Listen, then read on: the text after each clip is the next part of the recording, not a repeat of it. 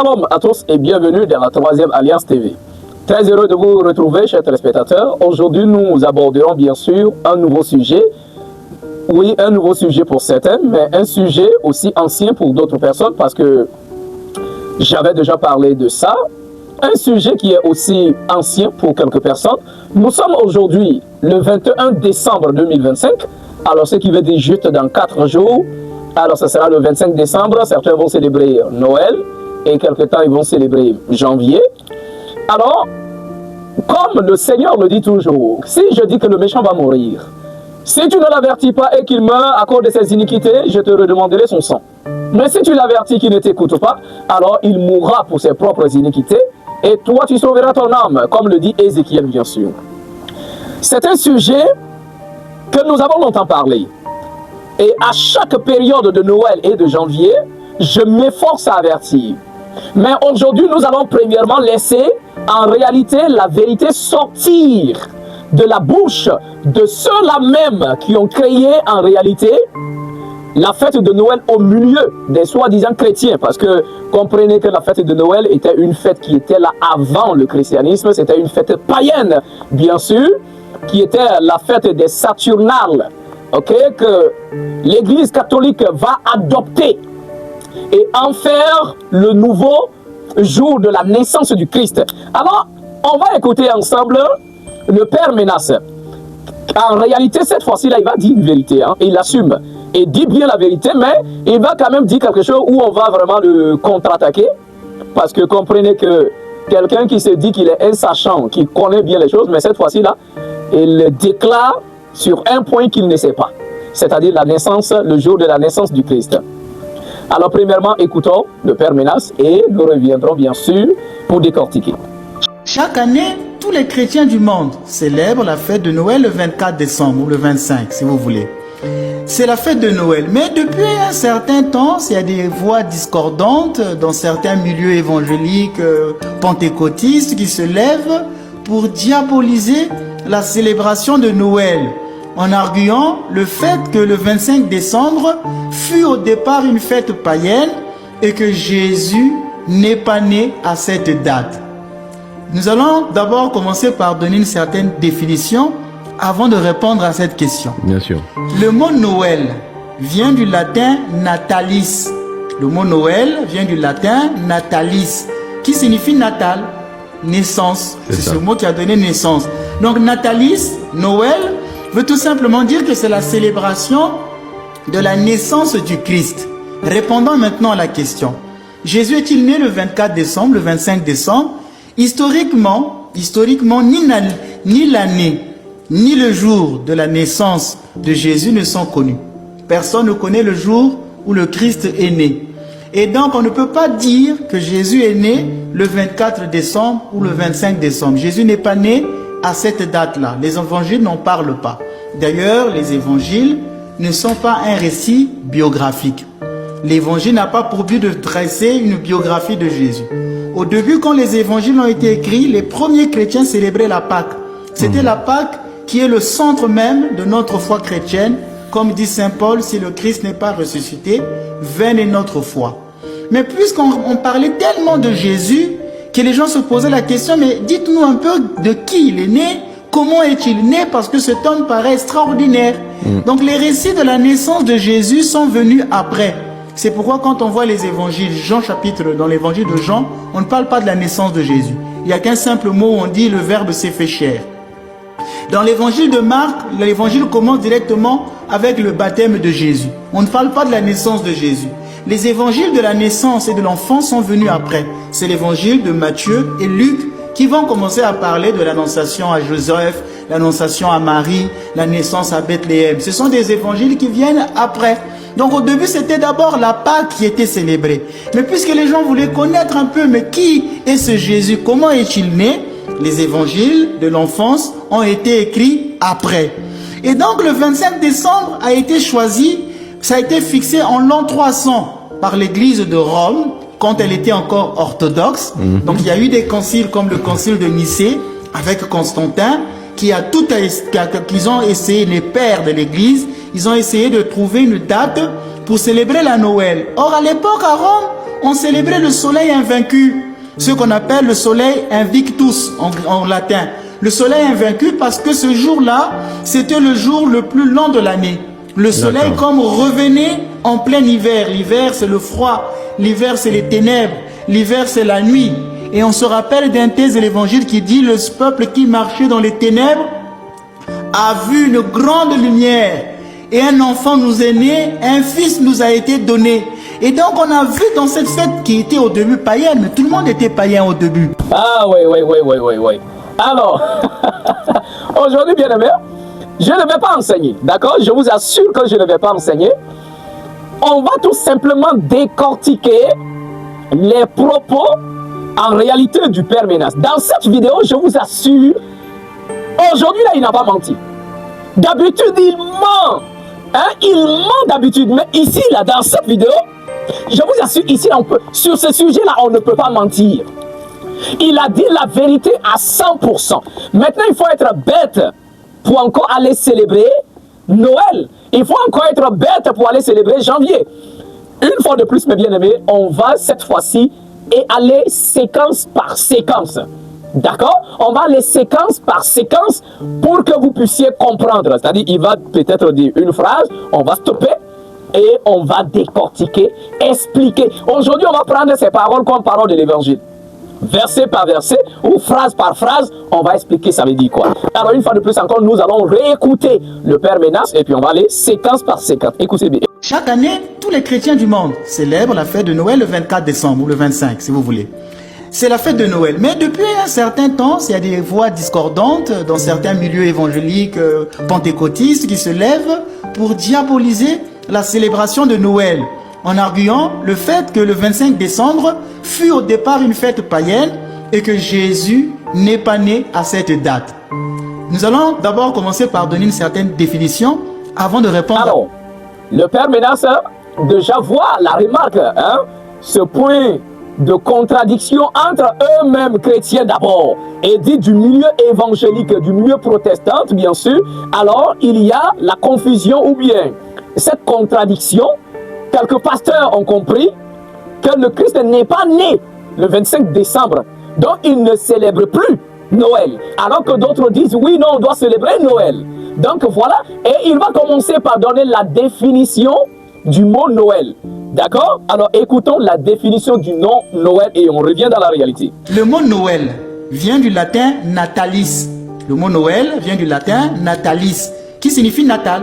Naissance, c'est ce mot qui a donné naissance. Donc natalis, Noël, veut tout simplement dire que c'est la célébration de la naissance du Christ. Répondons maintenant à la question. Ok, avant de continuer, regardez la manipulation de ce monsieur. Il va avouer que le Christ n'est pas né le 25 décembre. Et que c'est l'Église catholique qui va décider de prendre le 25 décembre comme jour de la naissance, mais personne ne sait. Bon, on va le corriger à ce niveau-là. Mais il donne la définition du nom Noël qui dit ça signifie natalis, d'accord, qui veut dire naissance. C'est-à-dire, donc, natalis voudrait dire jour de naissance. Et comme il le termine, jour de naissance du Christ. Mais attends, Père Ménas, tu nous mets dans quoi? Tu nous mets dans quoi? Pourquoi venir blaguer avec nous comme ça? Toi-même, tu le dis clairement. Donc, le mot Noël, donc, tu as donné la définition en disant ça signifie, ça vient du mot nataliste, tu mens. C'est du mensonge. Okay? Parce que le mot Noël n'est pas un nom complètement latin. Le nom Noël est non seulement, il y a l'anglais et puis il y a bien sûr l'hébreu. D'accord? C'est un mot anglais-hébreu, Noël. Cela n'a rien à voir avec Natalis. Natalis, naissance de qui? Comme toi, mais tu dis naissance du Christ. Mais pourquoi tu prends les gens pour des bêtes ou quoi? On va vous coincer, on va tellement vous coincer, la vérité va jaillir de votre propre bouche sans que même vous ne vous rendiez compte en réalité. Ah oui. Alors, Noël signifie tout simplement Dieu n'existe pas. Aussi simple que ça. Noël est composé de deux noms. On a le no et puis on a le L. D'accord? No, en anglais, c'est un nom, un mot anglais. No, en anglais on dit non. Non, la négation, il n'y a pas. D'accord? Et le L est le préfixe du mot Elohim en hébreu. D'accord? Elohim. Donc pour faire référence aux êtres supérieurs ou à Dieu. Donc Noël, ça signifie non à Dieu, pas de Dieu. Dieu n'existait pas. Voici la définition du nom Noël. On est que tu viens te mettre là, non, ça signifie Natalis, jour de naissance. Hein? Voilà pourquoi j'ai dit, mais attends, comment est-ce qu'un père comme ça, un monsieur âgé, tu as dépassé, je crois bien qu'il a dépassé les quarantaines. Tu viens t'asseoir sur un plateau pour dire de n'importe quoi. Comment tu penses que la connaissance là, c'est toi celui qui l'a? Et d'ailleurs, quelle connaissance tu as à part vos mensonges que vous avez fabriqués? Alors, Noël signifie Dieu n'existe pas. Ça veut dire nous disons non à Dieu, il n'y a pas de Dieu. Voici la définition du nom Noël. Maintenant, on va continuer et on va voir par la suite ce qu'il dit. J'ai dit aujourd'hui, c'est lui qui nous prêche, c'est lui qui nous parle et puis nous, on va juste essayer de réfléchir à ses propos pour savoir c'est quoi qui est quoi. Donc, nous continuons. Jésus est-il né le 24 décembre, le 25 décembre? Historiquement, ni l'année, ni le jour de la naissance de Jésus ne sont connus. Personne ne connaît le jour où le Christ est né. Et donc, on ne peut pas dire que Jésus est né le 24 décembre ou le 25 décembre. Alors, ça là encore, est-ce que moi j'ai besoin de vous expliquer ça? Le gars vous dit historiquement, personne ne connaît le jour de la naissance du Christ. Est-ce que c'est le Cohen qui a dit ça? C'est le Père Menace. D'accord? Un prêtre catholique lui-même vous a avoué de sa propre bouche qu'historiquement personne ne connaît le jour de la naissance du Christ. On ne peut pas dire que le Christ est né le 24 décembre et on ne peut pas dire qu'il est né le 25 décembre. Alors si vous ne le connaissez pas, alors pourquoi vous avez établi ou bien vous avez pris un jour, une fête qui était déjà célébrée par les païens pour en faire le jour de la naissance du Christ?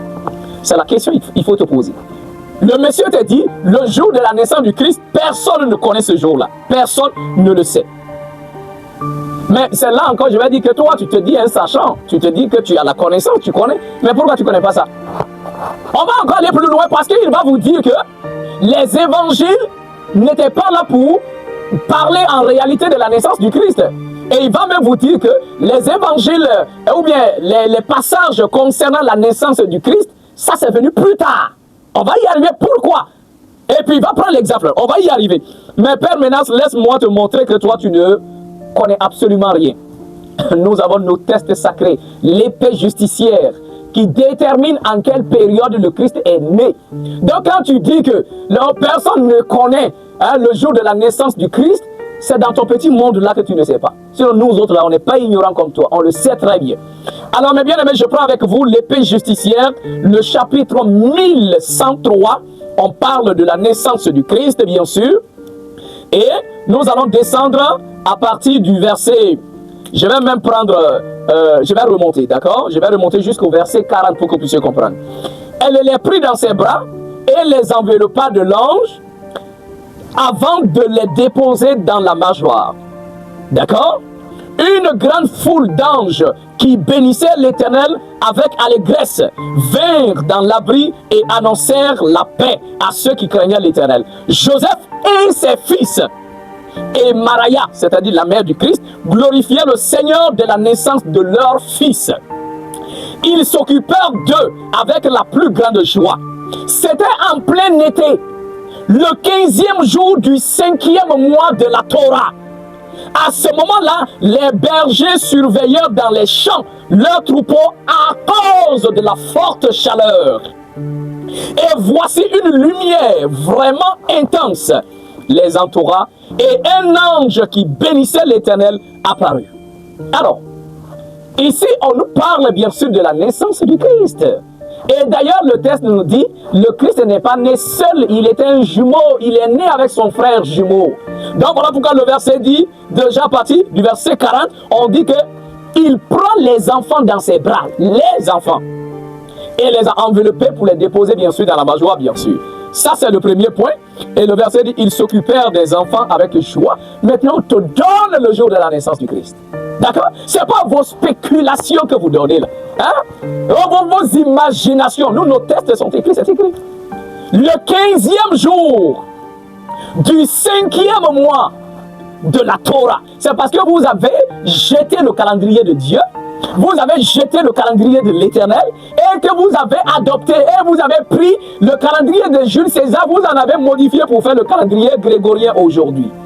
Et si vous laissez ça dans les Écritures, alors les gens allaient savoir que le Christ n'est jamais né le 25 décembre. Et donc, personne n'allait vouloir célébrer la naissance du Christ le 25 décembre. Voici la réalité. Donc, si vous jetez le calendrier, vous allez également jeter tout naturellement les passages qui parlent du jour de la naissance du Christ. Vous savez pourquoi vous avez pris le 25 décembre pour le jour de la naissance du Christ. Vous le savez pourquoi. Voici la réalité. Donc, et si nous prenons, pour ceux-là qui ne connaissent pas le calendrier de la Torah, le calendrier de l'Éternel, quand vous lisez dans le livre d'Exode, le chapitre 12, le verset 1 et 2, on dit l'Éternel parla à Moshe, c'est-à-dire à Moïse et à Aaron dans le pays d'Égypte en disant, ce mois-ci sera pour vous le premier mois de l'année. Ça sera pour vous le premier des mois. Quelqu'un va dire, mais le premier des mois, c'est quel mois? Je tourne juste le chapitre. Hein? Exode, le chapitre 13, le verset 4 dit, vous sortez aujourd'hui de l'Égypte dans le mois des épis. Le mois des épis, c'est ce qu'on dit en hébreu Abib ou Aviv. Le mois des épis, c'est au printemps. C'est au printemps. Et vous allez voir, le Père maintenant va continuer à vous dire que l'hiver, c'est la mort. L'hiver, c'est les ténèbres. Mais je suis étonné que quelqu'un vous dit que l'hiver, c'est la mort. L'hiver, c'est les ténèbres. Et en même temps, c'est ceux-là qui vous demandent de débuter l'année en hiver. Hein? Parce que jusqu'à décembre, janvier, on est toujours en hiver. Mais lui, il vous dit que l'hiver, c'est la mort. L'hiver, c'est les ténèbres. Et il vous invite à débuter votre nouvelle année en hiver qui est la mort et les ténèbres. Non, c'est ici, il y avait quelqu'un de plus bête que le chrétien. Vraiment, moi-même, j'allais aller m'associer. Mais il n'y a pas quelqu'un qui est plus bête qu'un chrétien. Je vous assure, il n'y a pas quelqu'un plus bête qu'un chrétien. Est-ce qu'on se comprend? Donc, le Christ est né le 15e jour du 5e mois de la Torah. Et si on veut transposer sur votre calendrier pourri démoniaque, alors pour cela, ça tombe tout simplement le 2 août. Le 2. C'est-à-dire janvier, février, mars, avril, mai, juin, juillet, août, 2 août. On se comprend? Donc, voici le jour de la naissance du Christ. Donc, quand tu viens de dire, personne ne sait quand le Christ est né, tu mens. Nous, on sait. Nous, on connaît. Parce que c'est notre histoire. On le sait très bien. C'est toi seulement qui ne connais pas. Alors, nous allons continuer à écouter notre cher enseignant, le sachant, le connaisseur ignorant. C'est le connaisseur ignorant. On continue à l'écouter, mes bien-aimés. Jésus n'est pas né à cette date-là. Les évangiles n'en parlent pas. D'ailleurs, les évangiles ne sont pas un récit biographique. L'évangile n'a pas pour but de dresser une biographie de Jésus. Au début, quand les évangiles ont été écrits, les premiers chrétiens célébraient la Pâque. C'était la Pâque qui est le centre même de notre foi chrétienne. Comme dit saint Paul, si le Christ n'est pas ressuscité, vaine est notre foi. Mais puisqu'on parlait tellement de Jésus, que les gens se posaient la question, mais dites-nous un peu de qui il est né, comment est-il né, parce que cet homme paraît extraordinaire. Donc les récits de la naissance de Jésus sont venus après. C'est pourquoi quand on voit les évangiles, dans l'évangile de Jean, on ne parle pas de la naissance de Jésus. Il n'y a qu'un simple mot, on dit le verbe s'est fait chair. Dans l'évangile de Marc, l'évangile commence directement avec le baptême de Jésus. On ne parle pas de la naissance de Jésus. Les évangiles de la naissance et de l'enfant sont venus après. C'est l'évangile de Matthieu et Luc qui vont commencer à parler de l'annonciation à Joseph, l'annonciation à Marie, la naissance à Bethléem. Ce sont des évangiles qui viennent après. Alors là, le prêtre, si tu savais, tu n'allais pas dire ça. Regardez, votre prêtre vous dit, Seigneur, que les évangiles ou les récits sur la naissance du Christ là sont venus après. Et il va vous-même dire que les évangiles n'avaient pas pour but de donner en réalité une biographie de quelqu'un. C'est-à-dire, les évangiles n'avaient pas pour but de retracer l'histoire du Christ. Alors, comme il le dit, il prend même l'exemple, il dit l'évangile de Jean ne parle pas de la naissance du Christ. L'évangile de Luc ne parle pas. Mais il dit c'est Luc et puis Matthieu qui ont ajouté, et ça c'est venu plus tard. Alors, maintenant dites-moi, vous là, on vous dit que le Christ est né d'un père, il est né de Dieu, le Père, le Tout-Puissant, Marie n'a pas eu de relation sexuelle et puis le Christ est né. D'accord, c'est la naissance miraculeuse. Le Christ est né sans relation sexuelle. D'accord, un ange vient, c'est ça il a dit. Il dit c'est plus tard qu'on a apporté les évangiles pour parler de l'annonciation à Marie, à Joseph, tout ça. Le gars là, il vous dit très clairement que ça c'est venu après. Quand il dit c'est venu après, ça veut dire quoi? Ça veut dire que c'est eux qui l'ont ajouté. C'est eux qui l'ont ajouté. Le seul évangile authentique, parce qu'il n'y a pas 4 évangiles. Il n'y a qu'un seul évangile. Et c'est l'évangile de Yahuhanan, l'évangile de celui-là que vous avez appelé Jean. Et ce Jean-là n'est même pas le Jean que vous voyez dans vos évangiles, là, le 4e évangile, ce n'est pas lui. J'ai toujours dit, et j'ai toujours défié n'importe quel pasteur au monde, n'importe quel prêtre, prophète, défi, qui vient me dire que les évangiles là ont été écrits sous le contrôle du Saint-Esprit. Ça n'existe pas. Le premier évangile, comme il le dit, l'évangile de Marc, écrit 50 à 60 ans plus tard. L'évangile de Matthieu et puis Luc, 80 à 90 ans plus tard. Et l'évangile de Jean, 90 à 100 ans plus tard. Ouais, un peu. Aucun apôtre, il y a seulement qu'un, mais tous les autres n'ont pas eu le temps même d'écrire. Hein? Regardez un peu, par exemple, prenez le livre, si je vais vous dire de... Bon, là aussi ils ont enlevé. Regardez les livres de Pierre par exemple. Le livre de Pierre, là, il y a combien de chapitres? Le livre de Pierre, qu'on dit que c'est Pierre qui l'a écrit, là, il y a combien de chapitres? Alors, votre Nouveau Testament est écrit en majorité par qui? Par l'apôtre Paul. Ou quand il était en prison. Donc, il faut être dans un endroit où tu as assez de temps pour écrire, parce qu'à l'époque, c'est pas ordinateur où tu t'assois, tu tapes, ou bien tu prends, puis tu écris. C'était l'encre avec plume. Hein, on prend pour écrire. Et puis, c'était la lettre hébraïque en réalité. Où chaque lettre est comme un dessin. Tu n'as même pas le temps d'écrire quoi que ce soit. Oh, après la mort du Christ, tous les apôtres ont été tués, persécutés, fuyant d'un endroit à l'autre endroit. Ils auront le temps d'écrire où? Et aucun n'a eu même le temps même de vouloir écrire même quelque chose. Seul, lui qui a écrit l'Apocalypse, Yahuhanan, que vous avez changé son nom en Jésus, c'est lui qui a pu écrire l'évangile authentique du Christ. Parce qu'il a été mis sur l'île de Patmos en prison. Et étant en prison, alors c'est là qu'il prend le temps de mettre par écrit, bien sûr, l'histoire du Christ. Et après, les révélations de l'Apocalypse également. Voici la réalité. Et étant là, c'est celui-là qui nous dit que le Christ est né d'un père biologique qui est Joseph. C'est celui-là qui nous dit également que le Christ est né le 15e jour du 5e mois de la Torah. Et troisièmement, le Christ est né avec son frère jumeau. Et quatrièmement, le Christ était un végétarien et que bien sûr, son évangile était basé sur le principe du végétarisme, bien sûr. Mais ça ne pouvait pas arranger Rome, ça ne va pas arranger le Vatican. Ils vont l'enlever, ils vont cacher le jour de la naissance du Christ. Ça, c'est d'abord un premier point. Enlever de l'évangile du Christ, bien sûr, la notion du végétarisme, bien sûr, parce que les Romains ont adopté l'évangile à des fins politiques, pas par la foi. Donc, venir se priver, selon eux, de leur bonne nourriture à cause des fins politiques, mais ça n'a aucun sens. Et ils l'ont enlevé. Et c'est comme ça que les choses vont se passer. Alors, aujourd'hui, on vient vous dire que le Christ est né le 25 décembre, et puis vous gommez ça, et puis vous célébrez ça quand même. Il faut être intelligent. Alors, voici la réalité. Donc, on va continuer avec ce que le Père dit. Donc, au début, c'était d'abord la Pâque qui était célébrée. Mais puisque les gens voulaient connaître un peu, mais qui est ce Jésus? Comment est-il né? Les évangiles de l'enfance ont été écrits après. Et donc, le 25 décembre a été choisi, ça a été fixé en l'an 300 par l'église de Rome, quand elle était encore orthodoxe. Donc, il y a eu des conciles comme le concile de Nicée, avec Constantin, qu'ils ont essayé, les pères de l'église, ils ont essayé de trouver une date pour célébrer la Noël. Or, à l'époque, à Rome, on célébrait le soleil invaincu, ce qu'on appelle le soleil invictus en latin. Le soleil invaincu parce que ce jour-là, c'était le jour le plus long de l'année. Le soleil comme revenait en plein hiver. L'hiver, c'est le froid. L'hiver, c'est les ténèbres. Alors, regardez un peu ce que le Père Bénas vous le dit.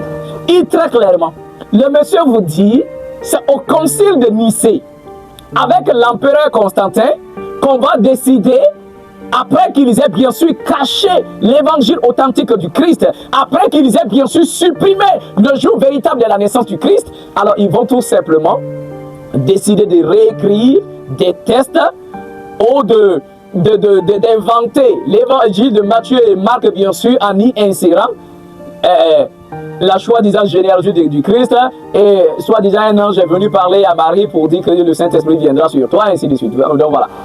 Donc voilà la réalité. Donc le monsieur vous le dit que c'est le Vatican qui décide de prendre un jour comme le jour de la naissance du Christ. Et lui-même il le dit, ce jour-là était célébré déjà à Rome comme le jour de la naissance du Dieu Soleil. D'accord? Le soleil invaincu. Le monsieur vous le dit très clairement. Il ne sait pas c'est quelle mouche qu'il a piqué pour venir parler de ça. Hein? Parce que là, tout est clair devant vous. Hein? Il ne sait pas ce qui lui est arrivé pour qu'il vienne parler de ça. En tout cas, sincèrement, voici la réalité. Et j'ai déjà enseigné ça à plusieurs reprises. Maintenant, si quelqu'un va encore célébrer Noël, ça n'engage que lui. C'est son âme qui se perd. Mais il faut comprendre déjà qu'à l'origine, comme lui-même vous l'a déjà dit, Noël était une tradition païenne. Ok? Avant d'être introduit par l'empereur Constantin et vos soi-disant pères de l'église là, ok? Avant d'être introduit dans vos bêtises de christianisme là, Noël était d'abord la fête païenne. Et d'ailleurs, ça signifie Dieu n'est. Comment toi tu peux aller célébrer une fête où on te dit que Dieu n'existe pas? Toi tu peux dire que Dieu n'existe pas, mais la fête que tu veux célébrer, on te dit que le nom, la définition du nom de cette fête signifie Dieu n'existe pas. Et deuxièmement, le monsieur vous dit qu'on a pris juste ce jour-là pour coller ça à Jésus comme le jour de la naissance. Des menteurs, fils du diable. Le Christ a dit quoi? Votre père est le diable car il est menteur et il est le père du mensonge. Donc c'est normal que vous vous plaisez dans le mensonge. Tout chrétien qui fête Noël est un fils du diable. C'est un menteur à l'état chronique, bien sûr. Là, il faut être clair, je ne vais pas aller plus loin encore. Voilà. Et après Noël, ils vont se mettre là à célébrer janvier. Là encore, c'est un autre sujet. Janvier. Demande à un pasteur. Va demander à ton pasteur ou à ton prêtre. Janvier signifie quoi? Oui, janvier, c'est janvier. Janvier, c'est le premier mois de l'année. Oui, janvier, c'est janvier. Toi, tu n'as pas dit que tu as étudié. Tu n'as pas dit que tu es intelligent. Tu n'as pas dit que tu as étudié. Comment janvier est janvier? Dans la définition, janvier en latin qui est Januarus, qui signifie quoi? Mois de Janus, le mois de Janus. Qui est Janus? Donc voilà, Janus avec deux visages, hein? L'autre devant, l'autre derrière. Et ils ont mis une clé dans sa main pour dire que Janus est le dieu romain, le dieu des passages, le dieu des commerçants, le dieu des transactions. D'accord? Pour eux, Janus connaît le passé et le futur. Et c'est Janus qui ouvre la porte de l'année. Voilà pourquoi ils ont mis une clé dans sa main. Et toi, on va t'inviter à l'église 31 décembre pour venir célébrer, pour que Janus t'ouvre la porte de l'année. Et il y a des chrétiens bêtes, là, ils vont dire non, oui, moi je vais juste à l'église pour prier Dieu, c'est pour juste aller. Ah, c'est pas Dieu que tu vas prier, c'est Janus que tu vas prier. Parce que c'est Janus qui ouvre la porte de l'année. Si Dieu vous a dit de commencer l'année au printemps, où la nature renaît, et que vous avez décidé de célébrer ou de débuter votre année en hiver, dans les ténèbres, donc votre mort vous regarde. Nous n'avons rien à foutre. C'est votre choix, vous, c'est votre responsabilité. Nous n'avons rien à y faire. Non, on ne fait que vous avertir. Aussi simple que ça. Si quelqu'un m'écoute, gloire au Père, son âme sera sauvée. Qui ne m'écoute pas, il ira dans les enfers. Son âme restera enchaînée, tant pis. Je n'ai rien à faire avec ça.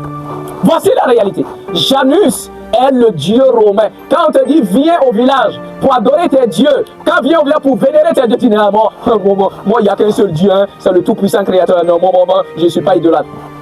Mais tu peux aller 31 décembre pour aller célébrer selon eux la traversée. Regardez vos pasteurs maudits là. Regardez sur les affiches.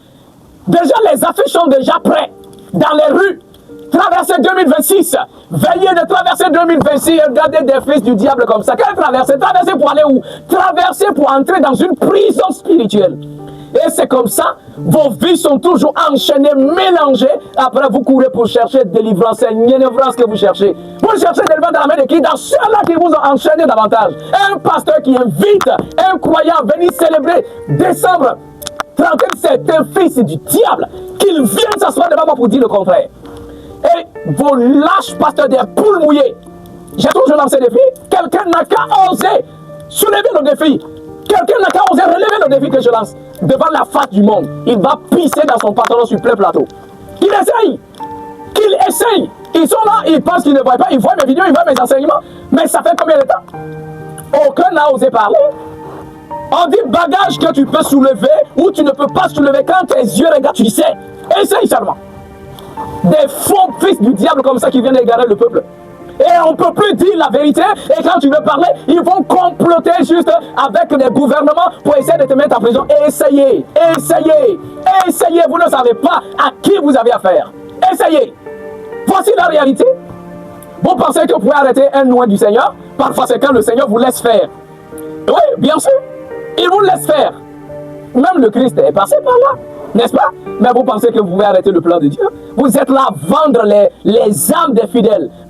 Les pauvres qui se disent on cherche Dieu, mais comme nous on ne connaît pas, oui c'est les pasteurs qui connaissent, c'est les prêtres qui connaissent. Bon, c'est eux ceux qui disent là, c'est ça, nous on fait affaire de Dieu là, nous on ne connaît pas, nous nos vies même est bizarre, on est pécheurs. C'est eux qui sont les saints. Ils ne sont pas saints, ce sont les plus impies de la planète. Ce sont les plus abominables. Même celui-là ou celle qui va se prostituer est encore mieux qu'un pasteur. Au moins, ce prostituant-là, la personne a quand même des remords. La personne sait que ma vie n'est pas bonne. Hein. Je fais vraiment le mal. Que le Seigneur me pardonne. Mais ceux-là que vous acclamez comme saints, ce sont les pourritures. En réalité, des vauriens comme ça. Comment vous mettez? Toi, tu peux te dire que tu es un serviteur de Dieu, mais tu invites des personnes à aller se faire enchaîner par les liens du diable, bien sûr. Voilà Janus. Janus, le dieu romain, qui a été mis, bien sûr, là, par le soi-disant pape Grégoire. Hein?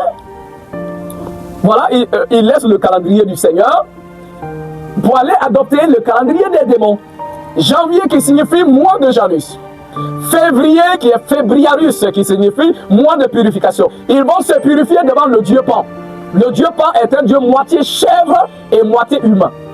Lui, son culte se fait dans les jardins où on vient, les gens se rassemblent, ils font un cercle dans les jardins, ils préparent le porc, le chien, les rats, les souris, tout cela. Ils mangent pour eux, ils sont en train de se sanctifier. Le prophète Isaïe en parlait. Et il dit, je parle de ceux-là qui se sanctifient, qui se purifient, qui vont dans les jardins, ils s'assoient un à un, ils mangent la chair de porc, les choses abominables. Le verset dit, tout cela périront, dit l'Éternel. Et ça, il a dit.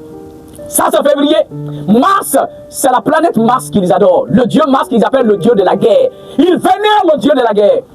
Bien sûr. Et toi, tu dis que non, moi je ne suis pas idolâtre. Hein, moi je prie Dieu. Tu pries Dieu, tu fais quoi avec un calendrier païen, un calendrier idolâtre, bien sûr. Un calendrier démoniaque. Ça, c'est Mars. Avril, c'est le nom de la déesse Aprilis. Mai, c'est le nom de la déesse Maya. Juin, c'est le nom de la déesse Juno. Et août, là, regardez août. Août, c'était l'empereur, hein, César, l'empereur Auguste, pardon. Auguste qui se fait appeler Dieu qu'il faut l'adorer. Donc, août vient du nom de César Auguste. Et toi, tu prends ça? Septembre, dans septembre, il y a 7. Octobre, il y a 8. Novembre, il y a 9. Décembre, il y a 10. Parce que décembre, dans le calendrier de Jules César, décembre était le 10e mois. Au moins, Jules César était encore vraiment quelqu'un d'un peu plus bien. Parce que dans le calendrier, ce n'était pas consacré aux démons. Donc, tout qu'on voyait, septembre 7. Donc, ce qui dit le premier mois, c'était 1. Le deuxième mois, 2. Le troisième mois, 3. Au fur et à mesure. Septembre 7. Octobre 8. Novembre 9. Décembre, ainsi de suite. Mais il a fallu que le premier antichrist, hein, Pape Grégoire, monte au pouvoir. Il prend le calendrier de Jules César. Il prend ces deux démons qu'il adore. Janus avec le dieu Pan. Il les place là au début de l'année. À tel point que décembre, qui était le 10e mois, se retrouve à la fin, bien sûr, 12e mois. Et que ceux-là, comme ça, ils peuvent oser débattre avec. Essayez seulement, je vous assure. Je vous attends avec impatience. Essayez. C'est-à-dire, je ne sais pas, quelqu'un d'entre vous qui dorme, un jour, peut-être, il fait un rêve ou bien il a mangé quelque chose, il pense qu'il peut s'asseoir devant moi pour faire un débat. Ce jour-là, je t'assure, tu vas chier sur toi, sur plein plateau. Essayez seulement. Voici le problème qui est là. Voilà, des personnes comme ça. Ils égarent le peuple. Les pauvres personnes qui cherchent Dieu, on les égare. Et on dit que non, on vient, on va. Et voilà comment le business marche bien. Oui, ça marche bien. On vous introduit dans des prisons spirituelles. Après, on vous dit, venez, on va vous délivrer. C'est-à-dire, on te crée un problème. Après, on te dit, viens, on va te donner la solution. Voici le but de vos religions. Et toi, tu te dis, non, cette année 2026, c'est là vraiment une belle année pour moi. 2026, c'est mon année, l'année de mon année. Oui, c'est pas l'année de ton année, c'est toi qui seras pour lui, c'est pas toi. Hein? L'année de mon année, je prends telle région, cette année-là, je serai meilleur. Cette année, c'est quoi? Mais quand l'année arrive là, tu deviens quoi? Tu deviens plus pire qu'avant. Tu deviens plus pire qu'avant, ta vie devient plus compliquée qu'avant. Et qu'est-ce que tu vas arriver? Bon, après tu vas te retrouver. Ah bon, je vais attendre l'année prochaine. L'année prochaine. Et c'est comme ça, vous allez tourner en rond comme ça. Après, on vous dit, venez, délivrance, chou, ils sont là. On dit, tel nouveau pasteur, tel nouveau prophète est sorti, il fait des miracles. Vroom. On dirait, je ne sais pas, des abeilles. Pour vous, oui, un miracle. Ils cherchent solution. Mais si vous priez vraiment Dieu, et que vous connaissez Dieu là, mais regardez un peu comment votre vie est. Mélangée, désordonnée, emprisonnée. Hein? Vraiment, c'est-à-dire même le païen là est plus heureux que vous. Le païen même est plus heureux que vous. Le remords du païen, c'est qu'au moins le païen sait que je ne suis pas vraiment bien. Je ne sais pas vraiment comment je peux faire avec Dieu. Au moins lui regrette. Mais vous blaguez, votre conscience est blaguée. Vous dites que vous êtes sauvé. Vous dites que voilà, vous irez au paradis. Mais en réalité, vous le savez très bien que paradis là, mais vous n'allez même pas voir chemin de paradis là. Vous n'allez même pas voir le chemin du paradis. Et physiquement pareil. Vous êtes des esclaves. Des esclaves, bien sûr, des religions. Bon, continuez. L'essentiel que le Tout-Puissant vous accorde sa grâce. Je fais mon travail, c'était pour vous avertir en tant qu'un prophète du Seigneur. J'avertis celui qui écoute, bien sûr, son âme sera sauvée. Que celui qui a les oreilles pour entendre, qu'il entende. Que celui qui veut s'égarer davantage, égare-toi, que toute la bénédiction de l'égarement soit avec toi. Et toi qui veux te ressaisir, te convertir, retrouver le chemin de ton Créateur, que l'esprit de sainteté te localise, bien sûr, et qu'il touche ton cœur pour le salut de ton âme. Moi, je vous dis, shalom à vous.